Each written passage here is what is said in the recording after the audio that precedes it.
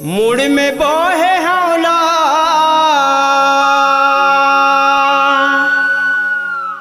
छलकत हवाए पानी, छलकत हवाए पानी,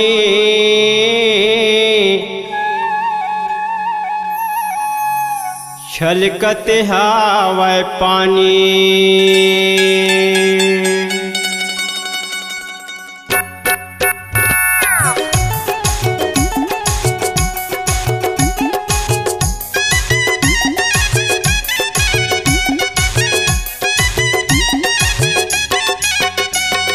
मुड़ में बोहे हौला, मुड़ में बोहे हौला, छलकत हवाए पानी। चुप हवा सुखर चढ़ती हवाए जवानी, चुप हवा सुखर चढ़ती हवाए जवानी।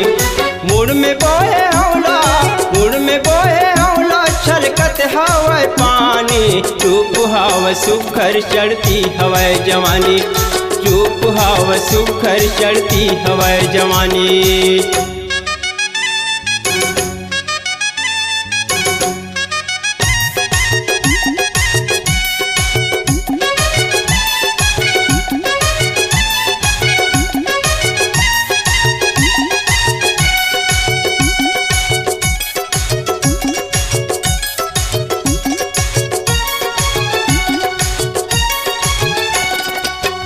आग मरे झन तोल मोर नजर लग जाही, नहीं मिले डॉक्टर वैद नहीं देवे दवाई।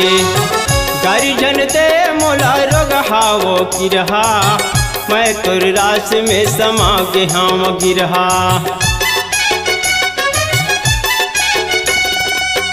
आग मरे झन तोल मोर नजर लग जाही, नहीं मिले डॉक्टर वैद नहीं देवे दवाई। गर्जन दे मोला रोग हावो की रहा, मैं तोर रास में समा गे हम गिरहा। मैं गुनिया कस भार के, मैं गुनिया कस भार के चलाए हो चलानी। रूप हवा सुखर चढ़ती हवाए जवानी, रूप हवा सुखर चढ़ती हवाए जवानी।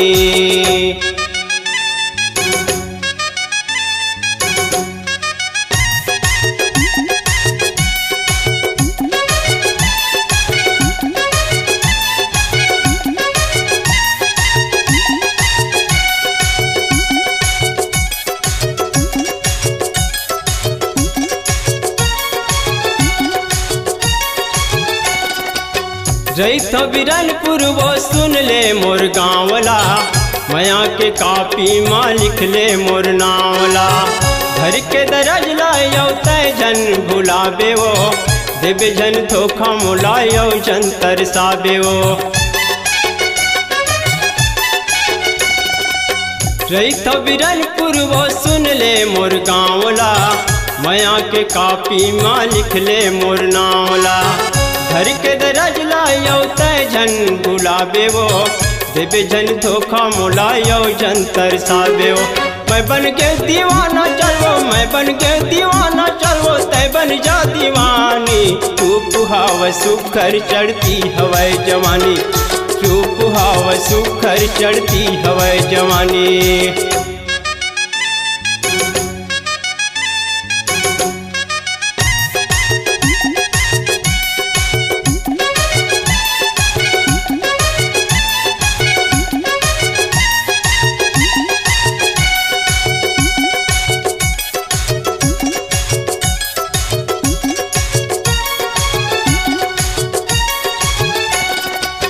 रायपुर राजधानी जिला कमर धपारा, थाना तहसील दोनों परते सहसपुर लोहारा।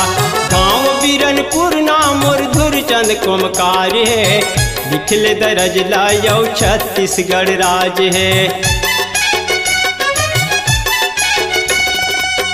रायपुर राजधानी जिला कमर धपारा, थाना तहसील दोनों परते सहसपुर लोहारा। गांव बिरनपुर नाम और धुरचंद कोमकार है, लिखले दरज लायो छत्तीसगढ़ राज है। आबे झन भुलाबे, आबे झन भुलाबे, तीखत हवा छानी। चुप हवा सुखर चढ़ती हवाए जवानी, रूप हाव सुघर चढ़ती हवाए जवानी। उड़ में बोहे हौला, उड़ में बोहे हौला, छलकत हवाए पानी। रूप हाव सुघर चढ़ती हवाए जवानी, रूप हाव सुघर चढ़ती हवाए जवानी। रूप हाव सुघर चढ़ती हवाए जवानी, रूप हाव सुघर चढ़ती हवाए जवानी।